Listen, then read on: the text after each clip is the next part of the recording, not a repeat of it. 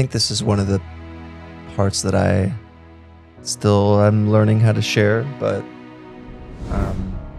yes theory and building this YouTube channel was never my dream. That was not the goal. I had never actually sat down and written down my dream. I just wanted to be successful in some way, shape, or form and make some impact. YouTube and having a channel and doing all this stuff was Thomas's dream, and making movies and building this worldwide community was Ammar's dream. And so in a lot of ways I realized that the difference between Thomas, Ammar, and I was that they had sat down and been intentional about what they wanted from their lives for their 20s. As I got into my 30s, I was like, holy shit, I've never stopped and done that. I've never stopped and thought about my own story. In a lot of ways, as much as I was a co-founder of Yes Theory, I was also this supporter of Thomas's dream and Ammar's dream, and this what Julia Cameron calls shadow artist. To truly live, to truly be fully embodied and in alignment. It's your story, and you are meant to invest in yourself. And I think I got to this point where I was like, wow, all this energy that I've invested in other people's dreams. Imagine if I invested in that energy in myself.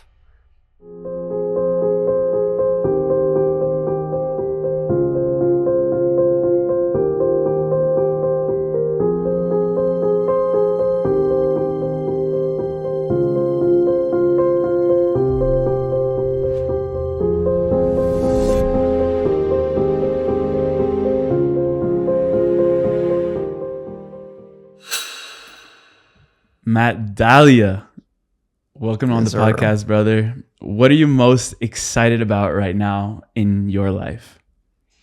First off, thanks for having me, dude. I appreciate it very, very much. Loved your energy since the day we met, and excited to be here. What I'm most excited about is it's honestly, if I'm really being real, I got a book coming out in 4 months, and I've been working on this thing for 2.5 to 3 years, and I literally can't believe it's real, that it's happening. It's getting closer every day to having an actual physical copy, and I've never worked on something for so long without actually seeing the product, without seeing the thing I've been working on. So to have it out in the world soon and have people actually have access to it it's both exciting and the most terrifying thing I've ever done. And I think that's kind of what makes it special. It has to be both, I think it's not real if it's not scary a little bit, Yeah.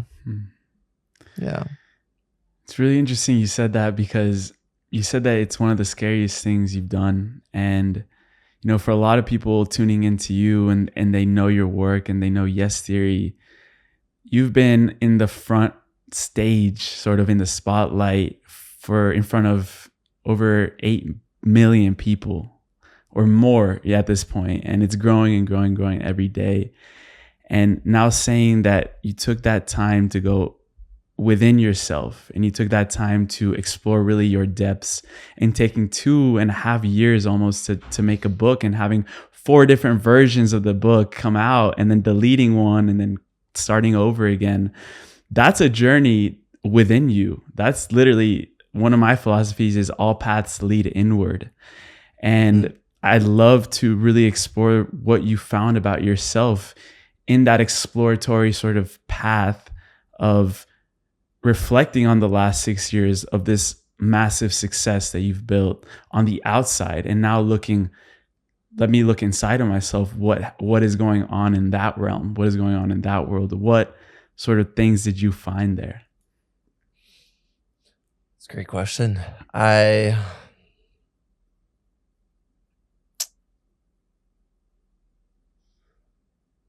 think I discovered that there is a difference between a discomfort that people can see and then a discomfort that you can actually feel, and that's personal to you. In writing the book and in reflecting on what I'd built, there was this sense of, I showed people how to do this. I showed our audience how to seek discomfort, how to tackle your dreams, align with yourself and do the scary thing and courageously follow your path. Led by example. Yeah, I mean, that was the goal, is lead by example. Mm. And I think what was difficult was that I hadn't ever really stopped to ask myself the question, really, truly, what did I want? And, you know, I'm so proud of what we built. I'm so grateful for everything that's happened in the community that came along with it. But especially me within the group dynamic, was way more business on the business side of things and far less on the storytelling side of things. And there was just this feeling of like I was essentially this like producer, host person helping to run the show. And I think I never stopped to ask myself how to have fun, like how to make this fun, how to make it enjoyable. And I realized in writing the book and going through this whole process is like you can create this version of yourself that the world is excited about, that's inspiring, and that a bunch of people can follow along with. And that's amazing, and it's great to inspire people and do the whole thing. But the way harder shit, the way more ugly, less impressive for the camera stuff is, like you're saying, right? The inner path, that like the sitting at home and crying, or like, being stuck in your own head and feeling like you just have a lot of stuff to work through. And so the past 2.5 years for me have been really the opposite of what I was doing with Yes Theory, but kind of the same. It's still discomfort. It's just it's been a completely different version, which is almost all internal.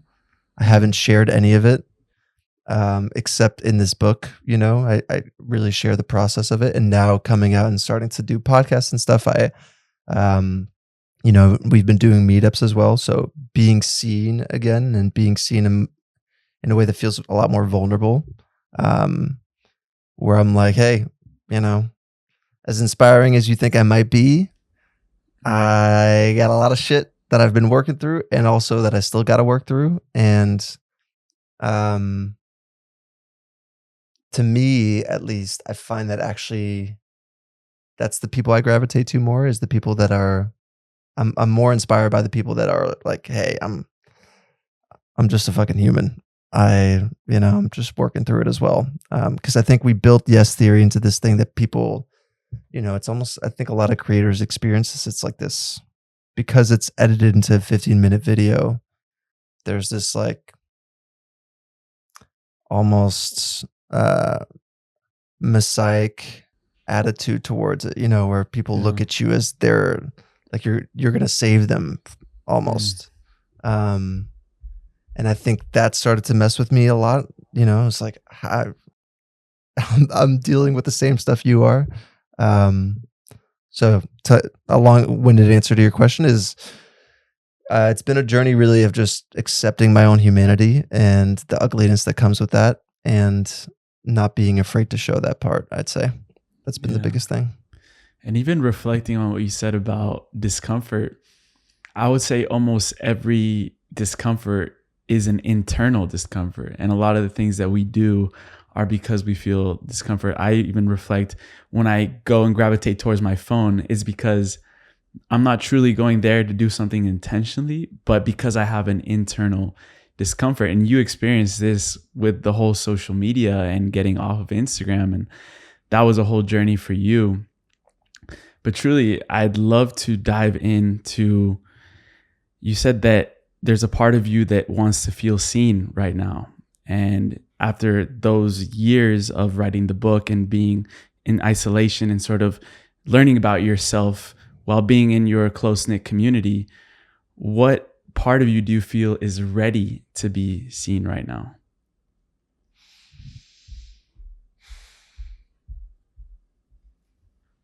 Well,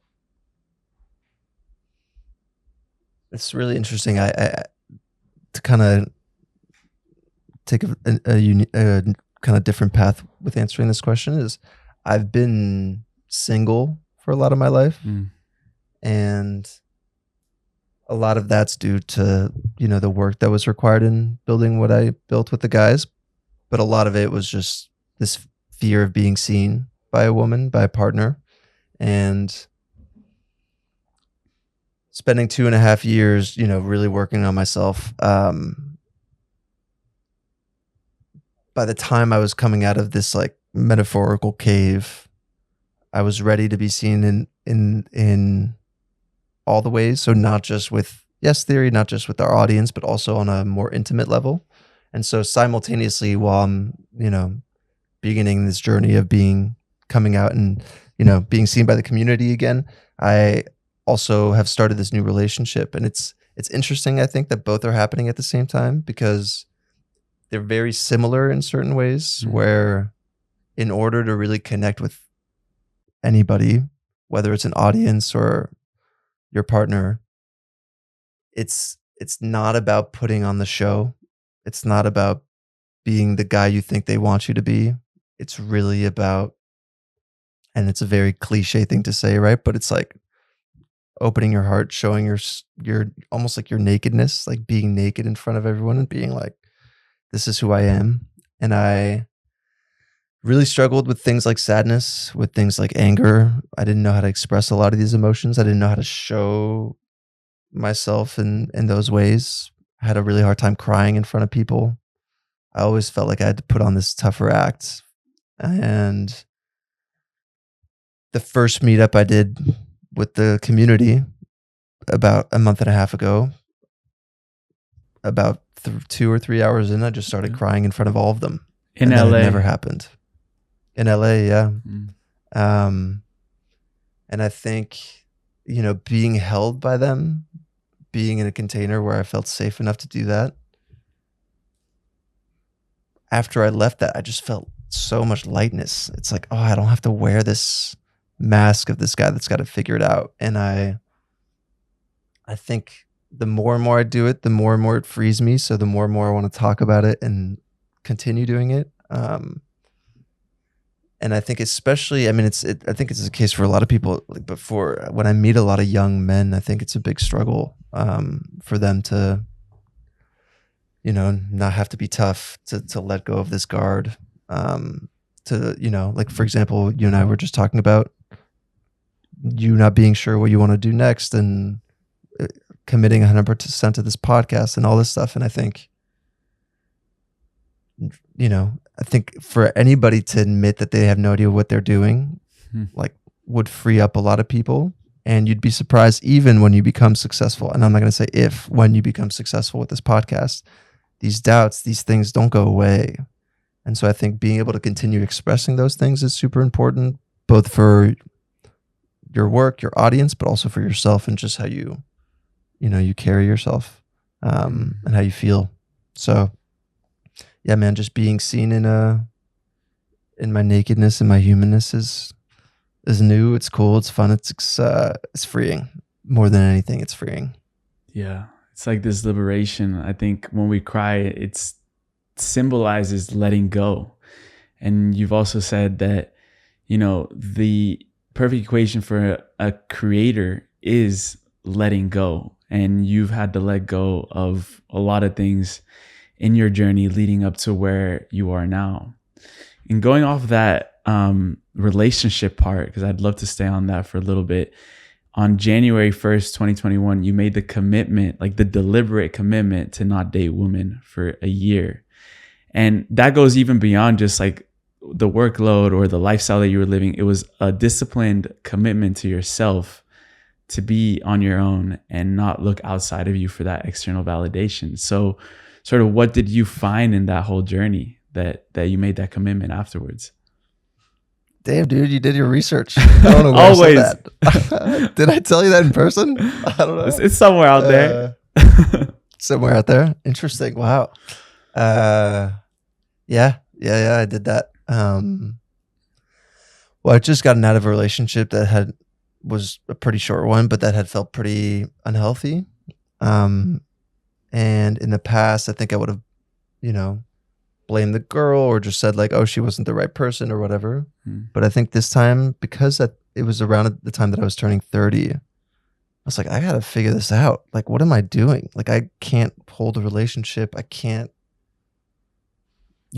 express intimacy with a partner. I can't, like, it feels so scary to have someone need me like that emotionally. And so,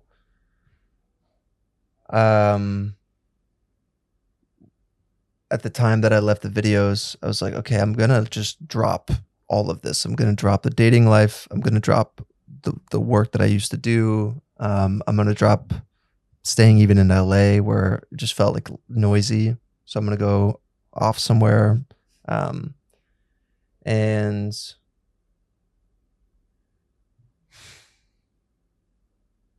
at first it was really difficult, like breaking any habit. It's really hard. Like I want to go to my phone and go on Hinge, I want to go on Tinder. I want to, especially if I'm in a new place and I'm lonely, there's this impulse like, oh God, like it would be so nice to have somebody laying next to me right now. Yeah. But gradually, I think once you commit to it, there's just this gradual peace that comes with it that I'd been looking for so long, which is, oh, the fear was actually that I wasn't sure if I could be on my own. I wasn't sure if I wasn't texting a girl or on a dating app that I would be okay. And finally being in a space where I wasn't dating, I could finally feel like, oh, I can handle this. Like I can be alone. And that was a big revelation for me to be okay being alone. And it made me a lot less needy. Like I suddenly didn't feel this neediness to be in a relationship or be with a woman. And I remember I had read this, in my opinion, the best dating book. It's by Mark Manson called Models. I read it too. So did you? Yeah, dude. Yeah, yeah. God, it's a so while good. ago. Yeah. I had actually read it a while ago too, and it hadn't really fully stuck because I wasn't in the space to receive it. But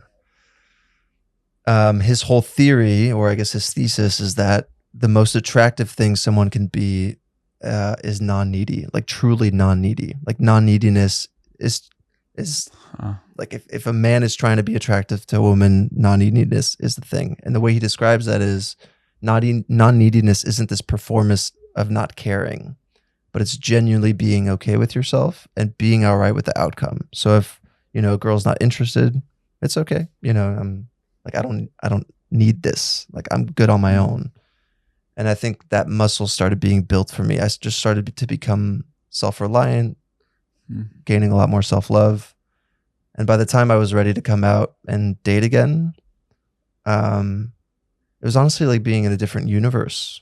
Like I wasn't, so afraid of rejection anymore. I wasn't so afraid of like just walking up to girls and, asking them out on a date if I was interested in them. And that's how I met my girlfriend. She was just at a cafe and I was having dinner with a friend and I was like, wow, she's like radiating. And I just walked up to her and I told her, I was like, hey, you were radiating. I was like, I haven't done this in a long time. Of course, I didn't tell her I'd been celibate for over 2 years. I'm going to write that one down. Yeah, you're radiating. She literally was. It was wild. And I just told her, I was like, hey, I'd love to grab a tea sometime if you're up for it. And she said yes. And so now I'm learning I love that this conversation is going into me and my relationship, but now I'm it's like a whole different level of intimacy that I'm learning to experience. And I would have not been able to do that had I not taken the time off to be with myself. Yeah. And one thing I've learned from you just by, being in your energy and also from afar online is that you're a person that loves depth and you're a person that is always really like interested in other people and bringing out vulnerabilities within themselves. And that's beautiful and a beautiful skill to have in relationships as well, just all around us. A sort of paradox that I wanted to bring up is and this resonates with me a lot too, is when you were running the Ironman, or when you were doing, not running, swimming, biking, the whole thing with the Ironman, the biggest lessons you got from that was you cannot do it alone. In a moment when you thought you were going to break down is where all your friends and even your brother in sort of a vision came to you and started running beside you. And then after that, each mile someone new would be running with you. And that's sort of paradoxical of like being alone with ourselves and being in our wholeness, and also leaning on others to be able to carry us when we need it the most. Where do you see the balance and sort of the ebb and flow within those two? That's great. Jeez, dude, I'm really impressed. Like, you really have picked up some stuff that I don't even remember where I said these things. But you can't do it alone. Impossible. Mm. And when I say I went into this cave for 2.5 years, it's not like I just didn't stop talking to people. Yeah. It's actually quite the opposite. Like, I was very intentional about who I wanted to be surrounded by, and I found a recovery program for people who are in particular kinds of relationships or come from specific upbringings. And it was 2 different men's groups that I joined. One of my buddies who had also gone through this big transition with his business, him and I really connected, and he was going through pretty much the same journey I was around the same time. And we even lived together for some of this time. And just to have someone that understood the journey, that had built the thing as well, and now was like kind of lost in space and trying to find himself once that thing was done. Yeah, man. I mean, there's a reason they say it takes a village. I think even for a big dream like the one I had to do this triathlon, one of the big endurance race that is the Ironman. I got an amazing coach, Ammar and Thomas, created space for me to be able to train. And I've just I was surrounded by so much love throughout the process, and they showed up. The race was 6-7 hours away from LA, and we were really busy, but they still, not only the guys, but like friends. Darin flew out from Montreal, and there was just this, like, the community was around me. And I think the reason you can't do it alone is because if you're in deep waters and you don't know how to swim, you are literally going to drown. There's no other choice. And you need people around you who can like be your buoys. Like, that's how I kind of see it, is like they just like float you back up to the surface so you can just breathe and just like give a second to rest. And I often, to me, it's hilarious. Like, when you think about sometimes this portrayal of the fully self-reliant, kind of like Mamba mentality, like kind of fuck everybody. I don't trust nobody, etc. Like, only rely on yourself. It's like, that's true to an extent. Like, you have to be self-reliant, but it's also it's like myopic. It's like short-term thinking. You're limiting yourself. And I had, I'd say one of the bigger reasons for it is one of my mentors / friends went through this had this really tragic life throughout his 30s. Like, he was homeless, living in a car for 2 years. His wife left him with his kid, completely broke, down on his luck. And now he's this like incredibly successful speaker, content creator, etc. And he's in his 40s. And I was with him a few months ago, and I asked him, I was like, how the hell did you get out of that? Like, I know you've talked about it on podcasts, and like, these are the steps you took and all this stuff. I was like, what happened for you to be this way, to be this man from what where you came from? And he said he started surrounding himself with people who saw him in the way he wanted to be seen. And then their eyes eventually became his eyes.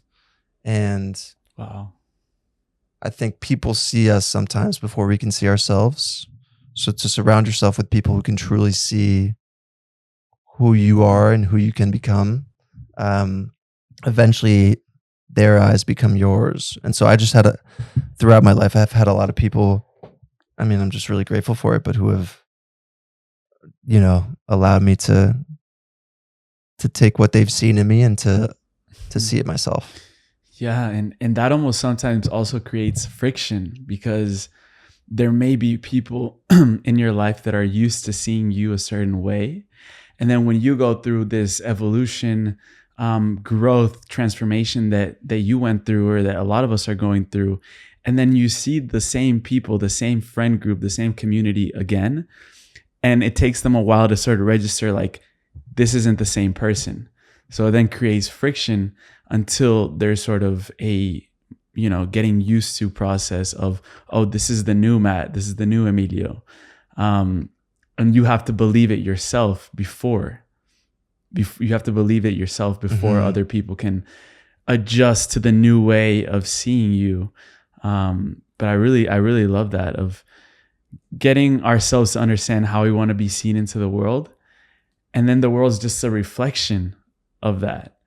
And we'll get treated differently. That's why I'm not saying all women, but a lot of women these days that don't have self-respect will get treated by men a certain way, or even men as well. They have that sort of unworthiness to them. And then the outer world reflects exactly that. So it's literally a mirror, what you're talking about.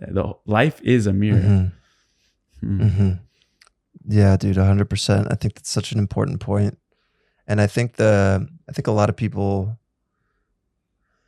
if you're in a friend group and you're with your homies and everybody's used to being a certain way, how do you get out of that?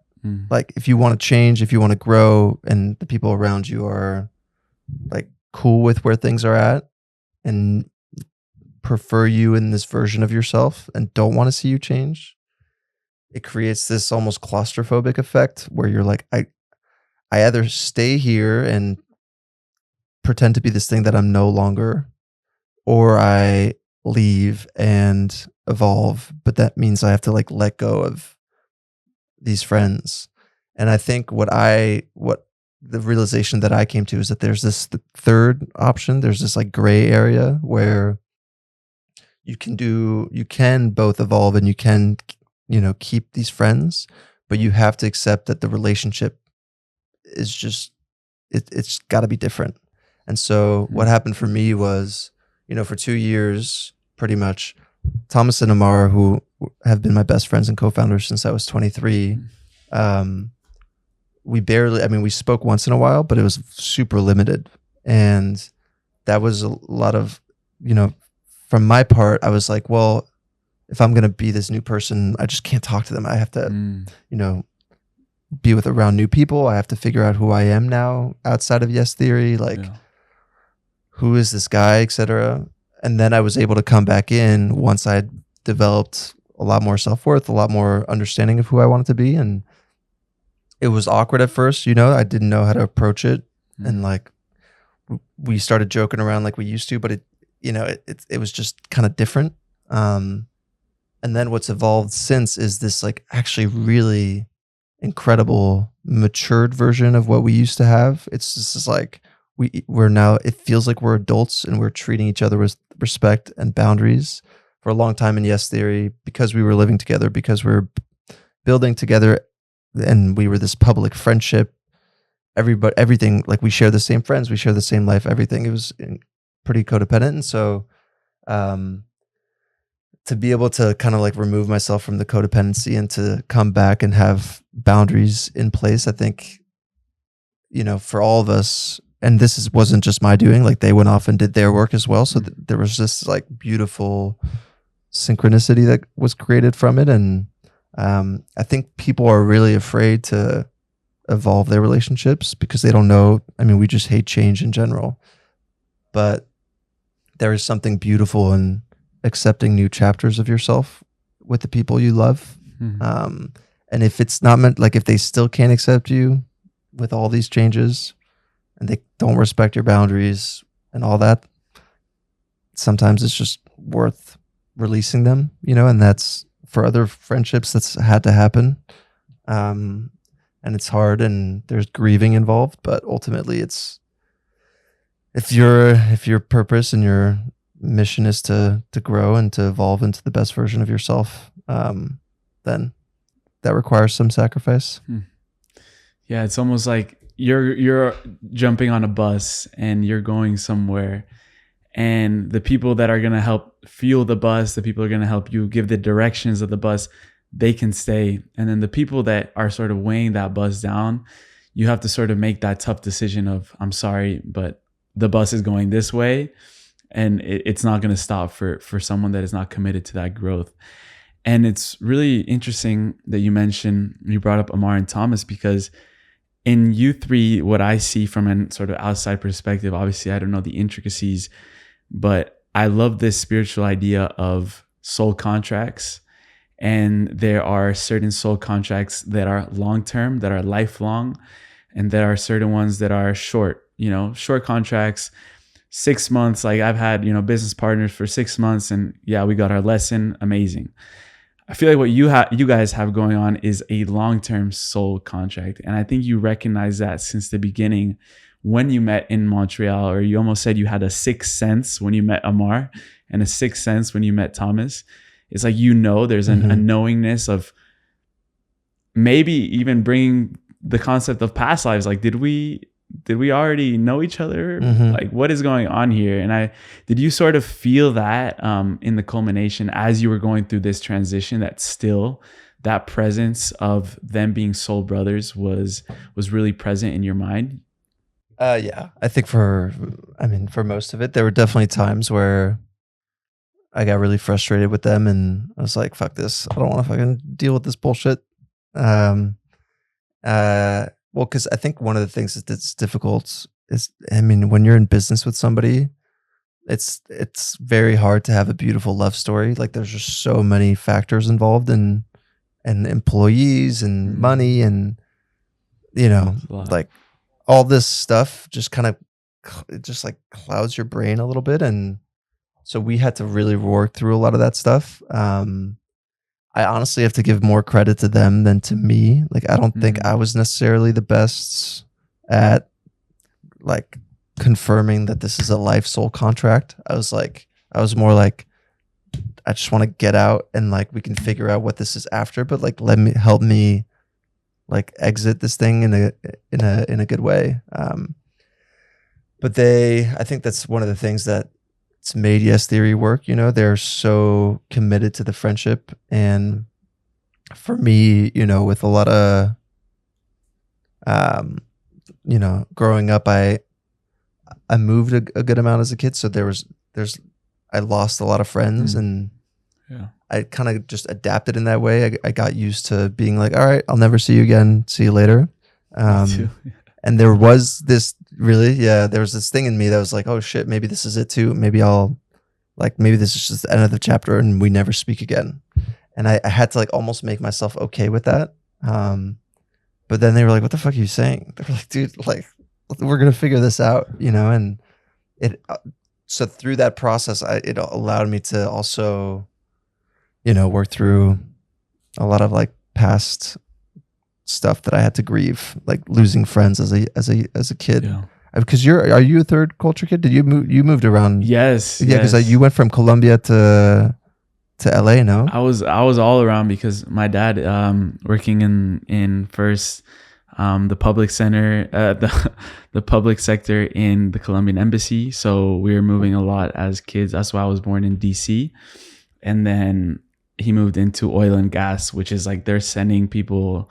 Like we almost moved to Abu Dhabi at one point, but we ended up all around the US, then Colombia, coming down here to Spain for university. It gives you a different perspective on life. The grieving process is different. So how did you feel the grieving process? What have you learned sort of when grieving relationships or when grieving certain things that you have to leave behind? Because that's something that I've learned for sure. Honestly, I'd love to hear yours. Yeah. How's it been for you? Have you you realize that Yeah, go for there's it. some things that are temporary, right? You realize that the attachments, and that's why when I was getting into sort of what the Buddhist understanding of all of this is non-attachment, and learning sort of that aspect of it, but at the same time knowing that there is a sort of thread to everything. So the things that we had to leave behind, there is a divine reason, and there's a thread that then connects to where we are now. And there's a mentality that I took on very early in life, is that, even though every time I would be like, we're moving to the next spot, I was like, again, like, are you serious again? And then a mentality started popping up not too long ago. I would say probably in the beginning of my 20s, where it was like, the next thing is going to be even better. The next thing is going to be even better. The next thing is going to be even better. And that mentality, it has its dark side, of course, because even when you're in something and you're, in a place, or you're in a job, or you're in, in a relationship, you're always thinking, oh, there could be something better on the other side. But learning to navigate that, knowing that, I'm present here right now, and I'm committed to this, going deep into this now.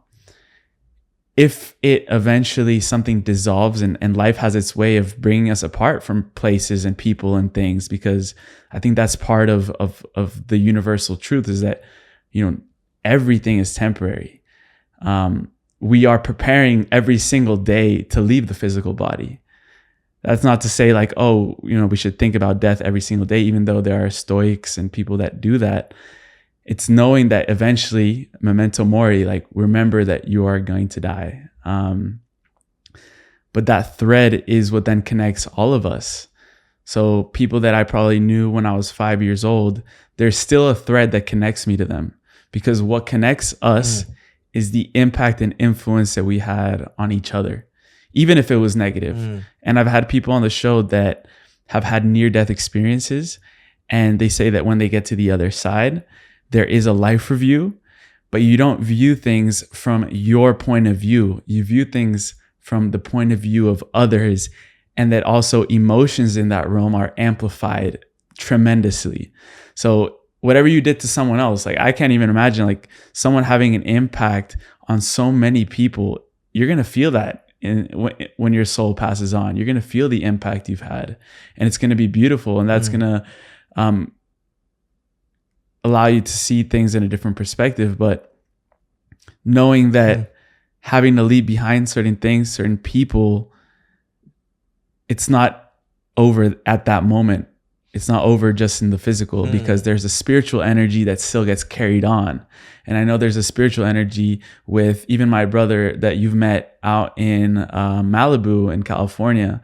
Like, there is a thread that connects us, and we could be at two different parts of the world, but in a way we're still connected. And it's beautiful to know that from like a sort of spiritual side. Wow, I love that. I never thought about it that way, actually. Just thinking about the impact that you had on the people you were around that you don't see anymore. Yeah. Mm. Have you had, because I remember, you said a quote that, no billionaire was ever cool in high school. And that, a lot of creators out there and a lot of entrepreneurs, most of the things that they do are doing it for the wrong reason. That's why you're asking another podcast, would you recommend someone to be a social media creator? You said, don't do it if it's for the wrong reasons. So I don't really know where I was going with that. Let me follow my thread. But yeah, it's knowing that sometimes when we're creating something, when we're doing something, not depending on that external validation in order to seek and reap that reward. So back to the high school thing, it's like, you've probably had people that have reached out that you haven't seen in years that have said, oh, like, I love what you're doing. Have you lived that sort of experience of people reaching out that you haven't heard about in many years, knowing that you're still influencing them, even though you maybe even forgot that they existed, something like that. Yeah, definitely. I mean, it's interesting, just both this question and also the thing that we were just talking about on, leaving places and people. I think there were certain people in my life subconsciously that I was trying to get their attention. There was, there was one or two girls, one girl in particular from when I was like 13 or 14, that I, hadn't forgotten about, but it was a thing where I had moved and I never saw her again. And she stayed in my mind as this thing, this like true childhood love. And, even though it was like 9 years later and when we start Yes Theory, it's like this thing is, I didn't really pay attention to it at the time, but it's like, I want you to see me. I want you to see me. I want you to see what I've become. And another one was, when I was 7, I moved, as well. And, I had this best friend who was like a brother to me, and I never saw him again either. And I hadn't thought about him until maybe 3 years ago, consciously. But now that I've had to work through a lot of this stuff, there's been this like the kid in me that never got to say goodbye was like, I hope like he sees what I became, like that I stayed true to myself. And, I even followed him. I found him on Instagram and I followed him with Yes Theory, and he never accepted the follow request. So I don't think he remembers.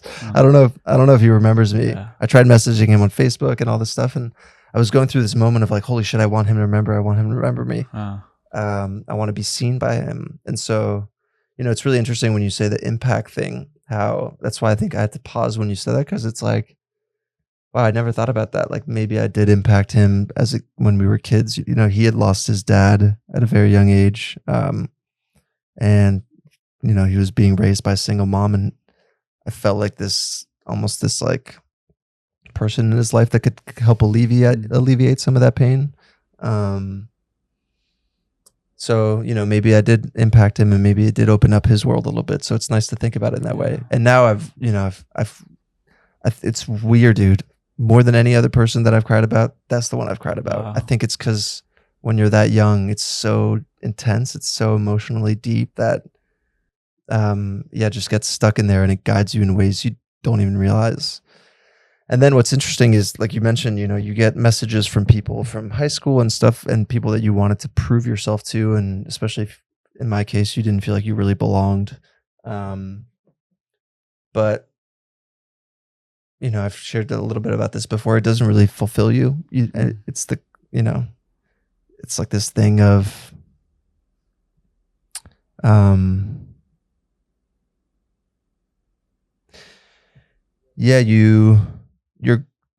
it does. I would say actually, in some cases, it doesn't fulfill you. In others, it does. There was this one girl I remember when they're old friends that you haven't spoken to in a long time. It's a lot better than when they're people you were trying to like prove yourself to finally accept. But there was this girl who I'd gone to camp with when I was 15. And she sent me this message. I hadn't talked to her. We were camp counselors together. And she sent me this message about how when she first started watching our videos, she had judged the fuck out of us. Like she thought we were, essentially like privileged, arrogant pricks, and only, like these only men could do this. And she said that after she started watching a few more videos, she realized that, it like sparked something within her, and maybe she could do it. And then after a few more videos and more, being involved in the community, she finally decided to start following her dreams. So she went and taught English in Thailand. She went and ran her first marathon. And so she sent me this long letter of like all the things that she's done because of the videos. and how she had no idea when we were camp counselors together that I had this thing in me that I could do something like this.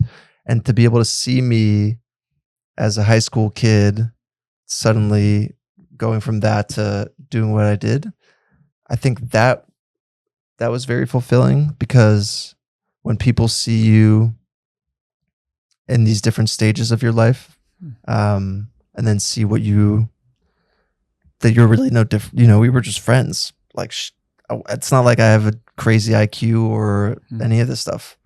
She knew me as just regular guy. And so, I think it gave her permission. And I think ultimately, maybe I think that's the greatest gift we can give to people is permission.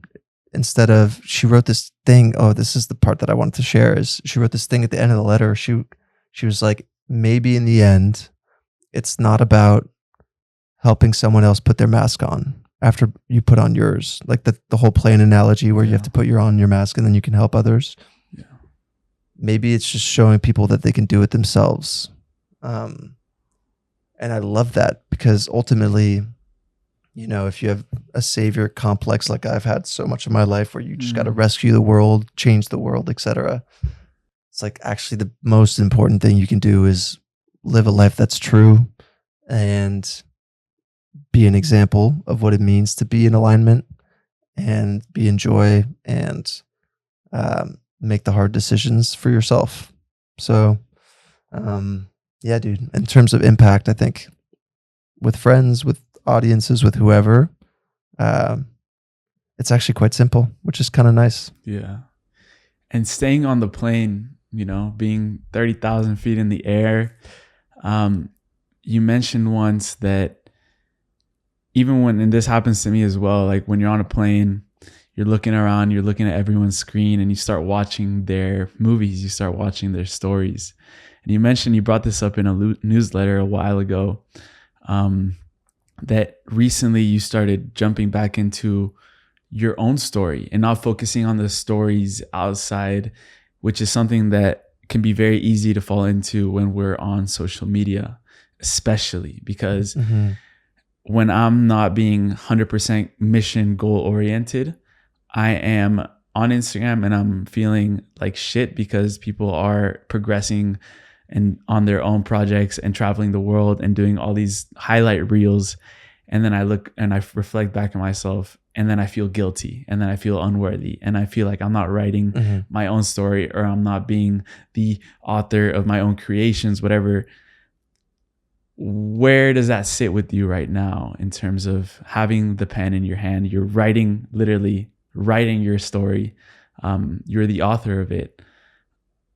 And what is that responsibility that we have to author our own stories and to do the things that we want in life?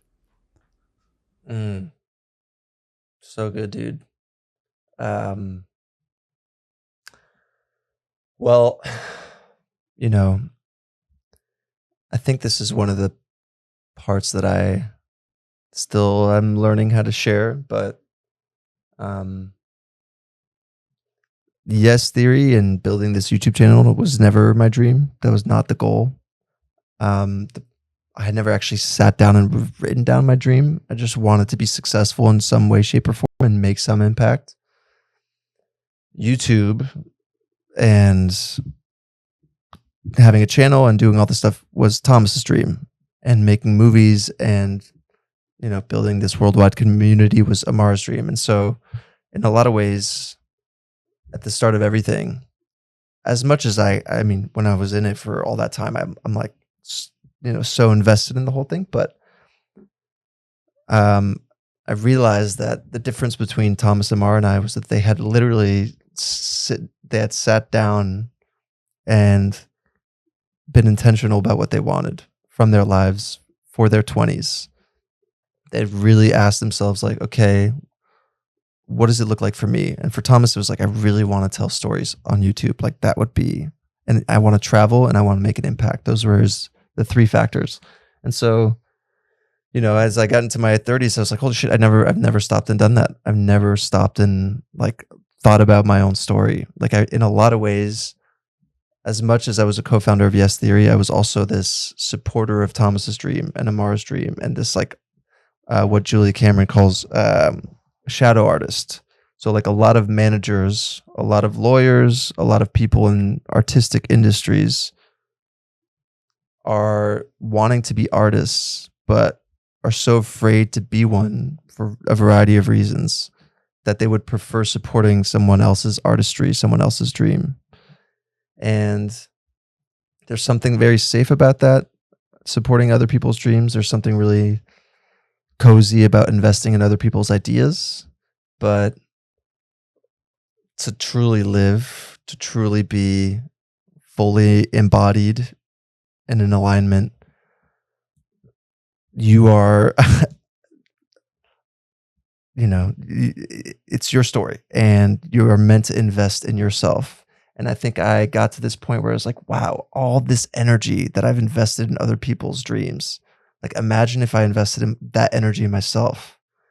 And so another part of the reason why I was single for so long, like, dude, I was a master at connecting couples, at helping couples work through shit, at like, making sure, or like wingmanning my friends. I fucking loved it. And I'm not saying you should never support people's dreams. I think it's great, but so long as your main mission is to focus on yours. Because honestly, it was way less scary being in my own relationship and having to deal with my own insecurities and intimacies and et cetera. And so I think nowadays with social media, this world that we live in, we're given on a constant basis. It's essentially like that plane analogy, right? Like you're given other people's screens constantly. Yeah. And so you're become so invested in other people's stories. Like, holy shit, what's my friend doing? What's my friend up to? What's the celebrity? Oh, the celebrity's dating this person, et cetera, to the point where it gets so loud that you have fully lost track of your own story. And and that's why, honestly, I think so many people, it's part of this, what a lot of people are calling the woke virus. It's like we're like attacking people online because we're so invested in their stories, because we're not focused on our own. And so there's this like almost shame and anger that we like put out to other people. But what honestly, in a lot of cases, what that really is I'm just too afraid to deal with my own shit, to look at what I actually want and deal with the consequences of it. I'm too afraid of the disappointment that would come with following a dream. Yeah. And so now with this book, for me, it's like, holy shit, like my name is on this thing. It's like the first thing in my life that I've done that's me, and like fully my story, fully my writing. I've had the help of my, so many people, including my co-writer, Darin, but like this package thing, that everything from the design to the words to all of it were my choices. And I was the final decision maker on it, which is something I never possessed. And honestly, in a lot of ways, like it's interesting because I've been doing this podcast series for the leading up to the book, where I'm talking to 16 people who really influence Yes Theory that our audience probably wouldn't know about. Wow. So like mentors, team therapists, friends, collaborators. And in doing this podcast, dude, and this is like no offense to anybody that does podcasts, this is just my version of it. I was like, wait a second. I'm interviewing these people and I love it. I'm so grateful to be having these conversations. I'm like, I can't do this for the rest of my life. Like, I want to be the one talking. I don't want to be the one asking questions. I want to be talking about the shit that I built, I want to be like expressing my artistry and what I've created. And I think there's like, with a lot of podcasts, sometimes there is this, it's almost like you're delegating. It's like, here, I'll bring on this person so they can tell me about the amazing things they've built. But then I won't I won't do it as much myself. And I think, I don't want to put anything in your head. I actually have friends who have amazing podcasts that are like, and including yours, right? Which is like, that it's their, I don't know if it is your calling, if it is, amazing, but for them, at least, they've told me it's like, this is my calling. Yeah. And so, for that, I really respect, so long as it's like aligned with who you are. But I think a lot of people who get into this stuff, are it's still a mechanism of avoiding like the true calling or the true creativity or the true artistry. So I think, yeah, everybody's different, and for me at least, this is just what I realized for myself is like, oh, if I'm part of this YouTube group, or if I'm hosting a podcast or these things, I'm not in full alignment. And I want to be in full alignment, Yeah. Bro, you're speaking to my soul right now. And I just wanted to bring up something that came up as you were sharing that piece is, I don't think a lot of people know this, but I actually started the podcast with a co-host. We were both in pandemic. We met in university. We clicked. We were really good friends, really, really good friends. And we decided that we want to do this project together. It ended up becoming a podcast. I was at that point obsessed with being a consumer of podcasts, but I'd never really been in the role of, let me get into the host mentality. Let me bring on guests. Let me create this from scratch. And there was a lot of fear around doing it. And it sort of aligned that we wanted both to do something different. In the pandemic, we had a lot of free time, and he stepped in and we just co-hosted 30 episodes together. And then a lot of problems started, arising, and a lot of patterns. And then ultimately, it was really hard for me to understand that it wasn't his dream to do this podcast. And I sort of attached to this idea of like, bro, it's us together, like two of us, like we're gonna, grow this immensely. We're getting, even at that point, really, really big, extraordinary guests. And we're like, how is this happening so quick? And I had to sort of go through that, like literally divorce in not only like a co-host, but also a friendship that, to this day, I look back on it, and it was an experience that I feel had to happen. But it hurt, it hurt in just being really raw. And one thing that I did get from it, and I did learn a lot, is that it sort of propulsed me into this, just going into my own light, because I had never hosted a podcast by myself. And even if I was, done all the research and had, great, questions and flow, I didn't want him to feel that, I was taking more of the spotlight. So it was almost dimming sort of my talent, myself, my gift to be able to match, where we were both at, and try to find like an equanimity between us. And then after, when I decided, all right, this is a calling, this is a dream of mine, this is what I want to do, I'll just do the podcast by myself, change the name, and roll with it. And then all of a sudden I just felt this surge of energy of like, shit, I'm meant to be doing this. Like I get so much energy from it. I feel that, in some way, like it's a radiation after, like the afterglow after, when we afterglow after a little sesh with our girlfriend, it's the same glow, bro. It's the same glow. Yeah. Nice. Wow. But it really taught me that, as you were saying, this is this person's dream. This is the other person's dream. We all have, a sort of vision and dream of what we're doing, even though a lot of people in our culture dim that dream in order to follow someone else's vision and story and everything else. But right now we're accessing new technology. Like anyone can be a creator. Anyone can have this mic. Anyone can have, a podcast. Anyone can have a YouTube channel. Anyone can write a book. What do we want to do? And that was the question that I had a really intense and deep conversation with my parents yesterday, because I graduated on Saturday, my master's degree. And that was the question they were asking. What do you want to do? What do you want to do? And I was frustrated with myself because I hadn't asked myself the question. That's why when we jumped on, I was like, I'm not really sure. Like, am I going to go deep into the podcast full time, all in, do something else? Like that was the question that came up. And just based on that reflection, I'd love to ask you, you reflected 6 years back in the book that you're going to release in November. What do you want to do right now, as of right now? Yeah, it's interesting. I mean,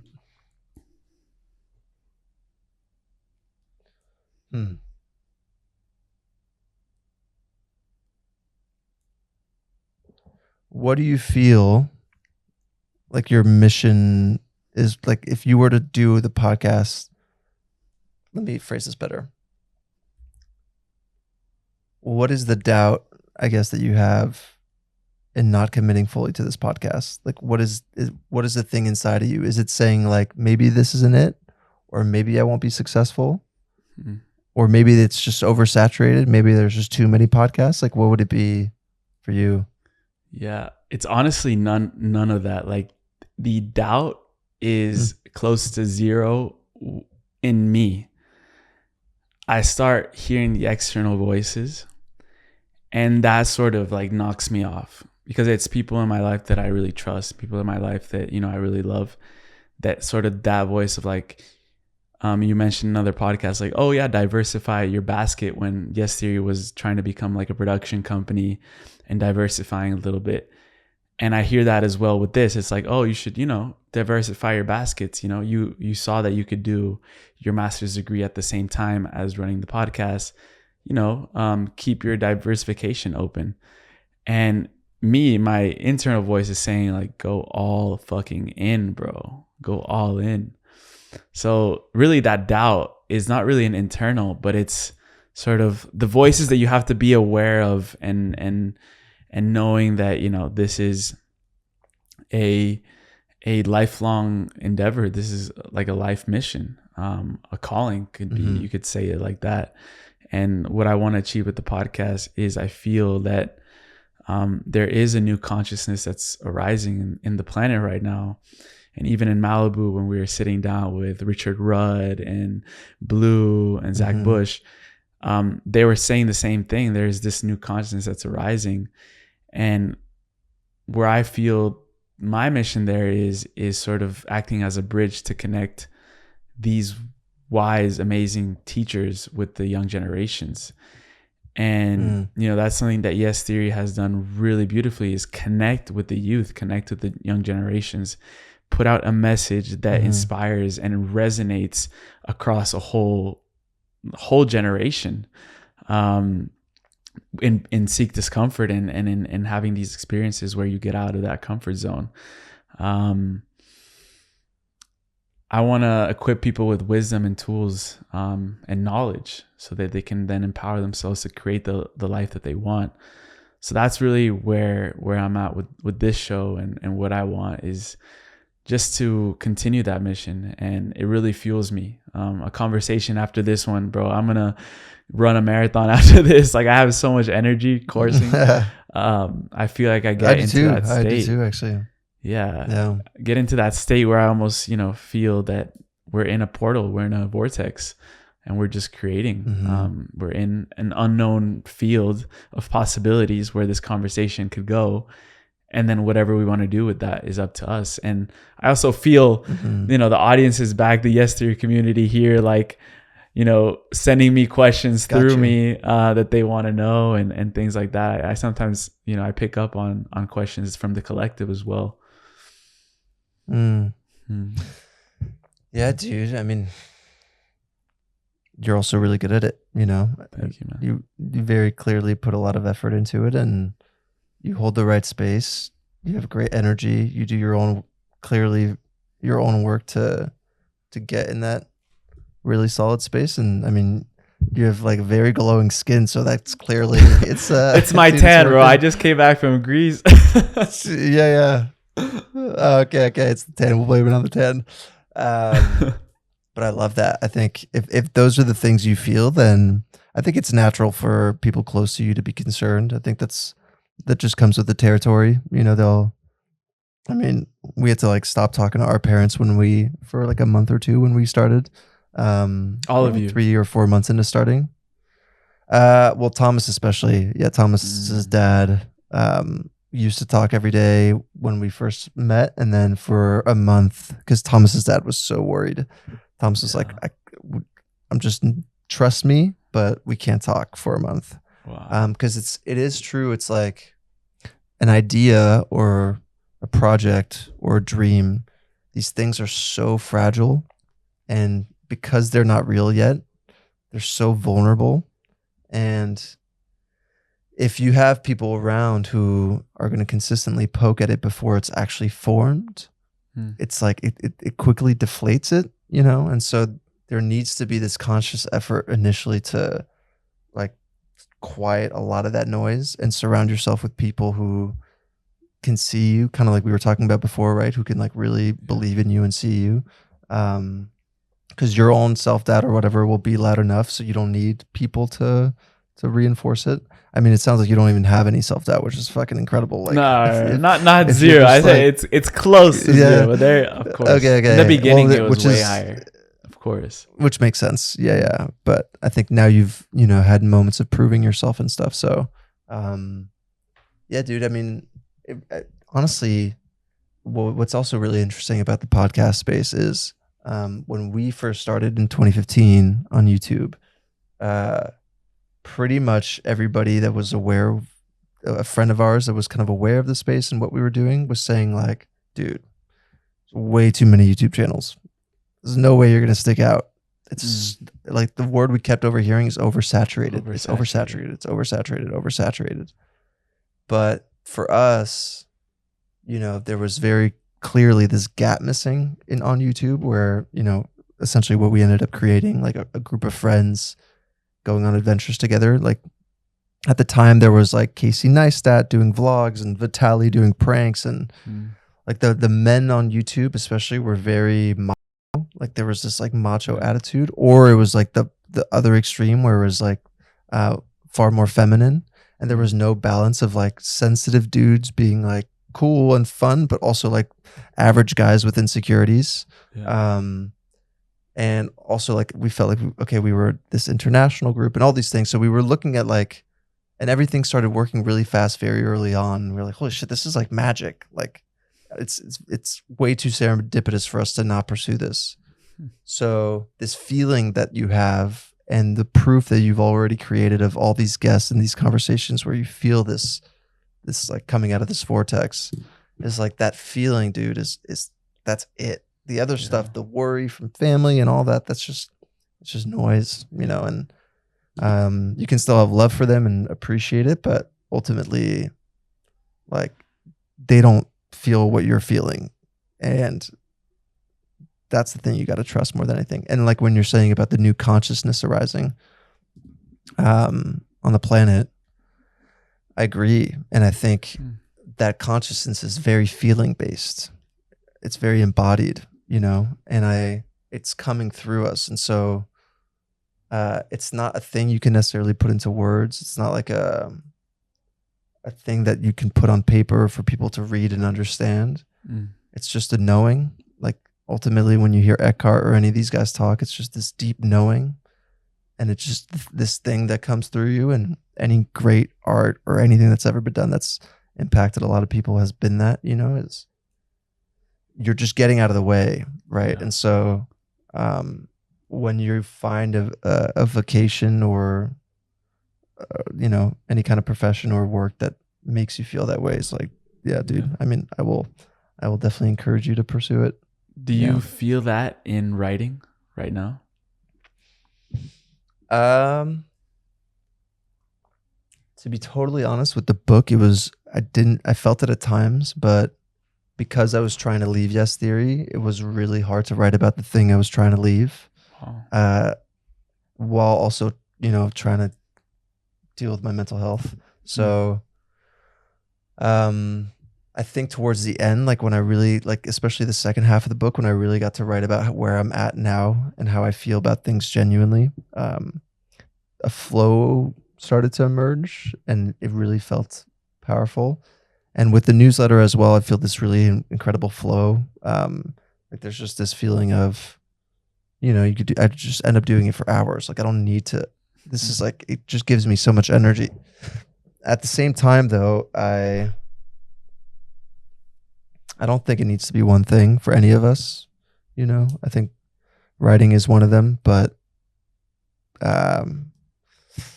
in a few years' time, I might really want to be a painter. And I think I have to be okay with that too. I think that goes back to the over seriousness, like this idea that you got to pick your thing and stick to it forever. And like, this is it for your life. It's like very cemented into us and really into our education system. It's like, pick your profession, like pick your degree, and then you have to stick with that forever.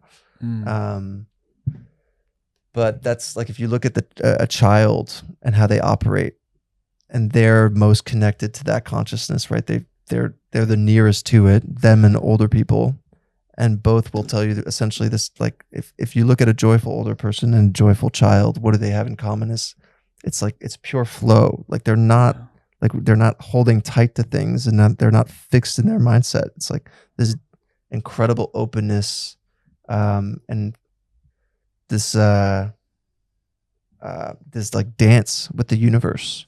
And so I think that's more and more the goal now, is like, how can I dance more and more with the universe? How can I let myself release these expectations of how long I'm supposed to stick to something or what I'm supposed to do, and just lean into that feeling like you described of just pure, I don't know exactly how you put it, but just you said it's the same feeling that you have after sex. So essentially that like the glow, The like glow. this afterglow. Yeah. The afterglow.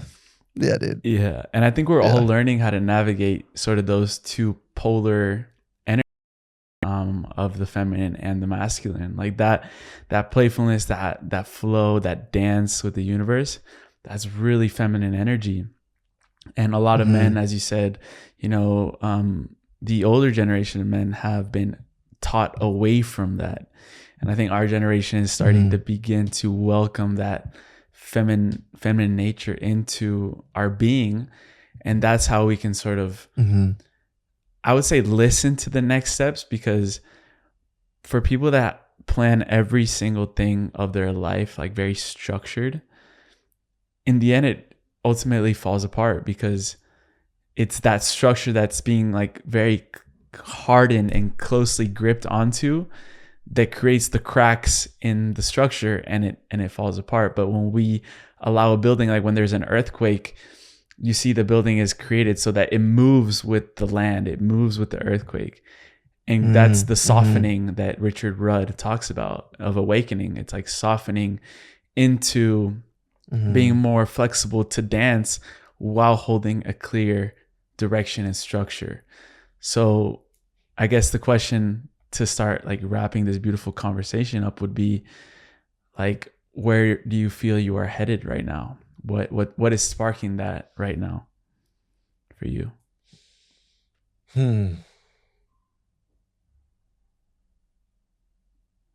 I would say that just I love the analogy you use for the earthquake in the building. Another one I love is, I used to go out surfing a lot in LA, especially in the early days, until I realized like I have an ear infection. The water is so cold. Didn't in go the out to Pacific Huntington Ocean. I was Beach? like, I can't. No Huntington Beach out here? Dude. Shred the gnar for I a was little like, bit? okay, this is enough for me. I was shredding the gnar for 2 years, and I was like, that's enough shredding the gnar. But I had this that I would observe the best surfers versus, you could always tell who were the amateurs and who were the best surfers, not necessarily by how they surfed, but by how they paddled. And what's really interesting is that the best surfers actually paddled the least. And the worst surfers were constantly paddling, constantly going, just like nonstop and exhausting themselves. And I doing. And the best ones would just kind of like wait patiently. And then when they would read it, be like, okay. And then it'd be like literally 3 paddles, just perfect paddles. And they're on the wave and going. Wow. And it was just this beautiful analogy for life where, we live in this world, this industrialized, globalized world where it's like, if you're not doing, you're dying, literally, like you're declining. And so this idea that you would just sit around and wait for the next wave without like crazy paddling and getting ready for it and, losing your mind over it is it's so lost nowadays. I think like you're saying though, with, this increasing wave of our, like the feminine side is really starting to wake up, especially in a lot of men, where they're allowing themselves to experience more of these emotions. I think that's hugely important, but I also think what will come with that is like more of that dance, more of that patience, more of the um like the going in flow. And for so much of my life I've been so fucking rigid, just so I've been that guy paddling constantly, like forever, and proud of it and bragging about it and bragging about how much I work. Yeah. The hustle culture. Yeah, the hustle culture, dude. And I think now in this next phase of my life, it's just like I can recognize when the good waves are coming now. I'm aware of what looks like a good opportunity and what doesn't, just through the experience of the past 13 years of my life, trying to, being an entrepreneur. But I don't need to paddle so hard anymore. And I think I can just like enjoy the sun for a while, let some waves pass, let other younger guys and people and women and whoever take those waves and enjoy them. And yeah, just be in nature.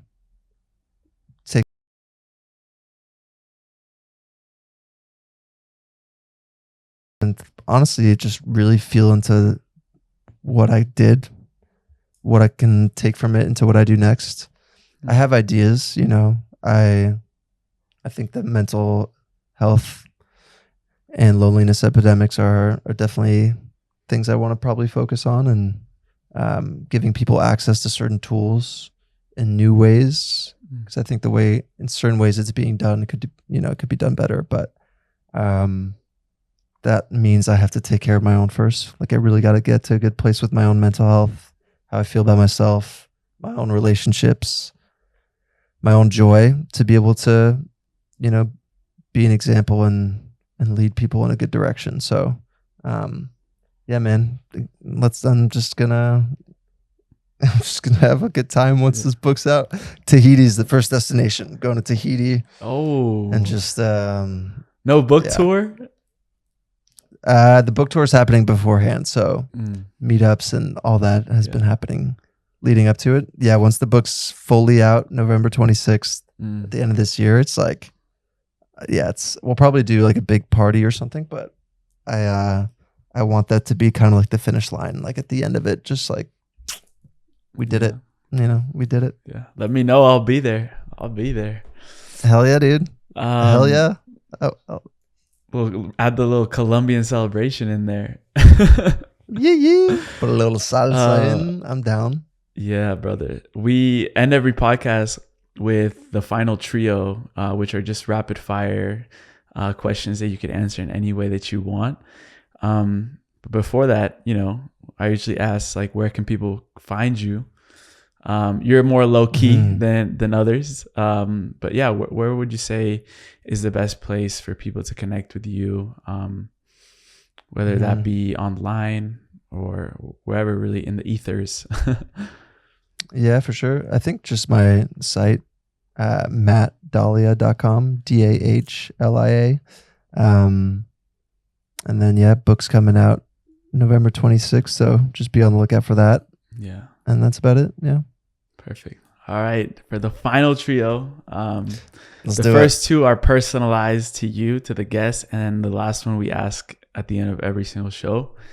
So the first one is, what are you saying the most yes to right now in your life? The most yes to hard conversations. And no to? And no to, I'd say the opposite, shallow conversations. Yeah. Me too.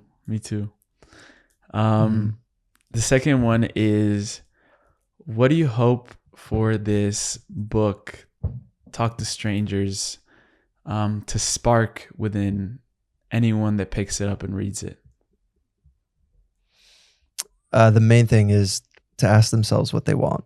So the whole premise, especially at the end, is to give people permission to ask themselves what they want, especially if they're in a situation that seems ideal to the outside world, but may not be ideal for them. Yeah, I'm still amazed by how the synchronicities because this episode has in large part been that theme of getting people to step Mm. into the creator instead of the victim, instead of allowing external influences to rule their life. So we're creating all of this, and I just, really thank you for bringing that up in such a powerful way, and in your story. I love that, dude. Stepping into the creator instead of the victim. That's so good. Yeah. That's so good. Dr. Joe, where are you at? Is that what he said? I've never heard that. He's here. He's here. So the last one is called the time capsule question.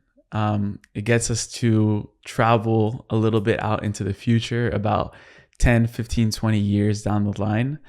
At that point, we know that people in our generations around this age group are going to be stepping into leadership positions all around the world, whether that be in education and healthcare, in spiritual spaces. We're going to have new leaders. And this is sort of a time capsule that you can fill with, including tools, as you said, a message, anything that you feel will equip these next generations to lead this new earth, the new consciousness that we said that was arising on the planet, things that they will need and will help them usher in this new age. What would you sort of put into this time capsule and leave behind for the next generations? How many items? Infinite, bro. Infinite. Wow, I could go on. Okay, we'll try and do 3. The first one is A New Earth by Eckhart Tolle, the book, I'd say. Yeah. Banger. It's a banger right there. It's a big one.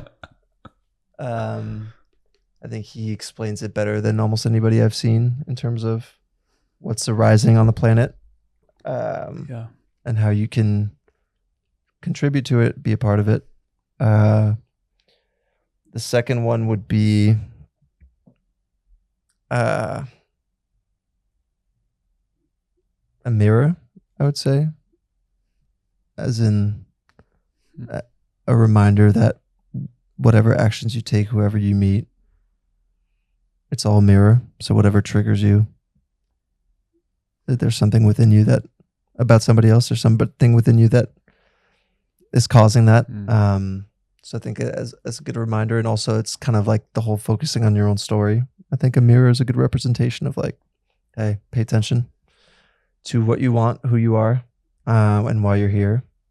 And then I think the third thing would be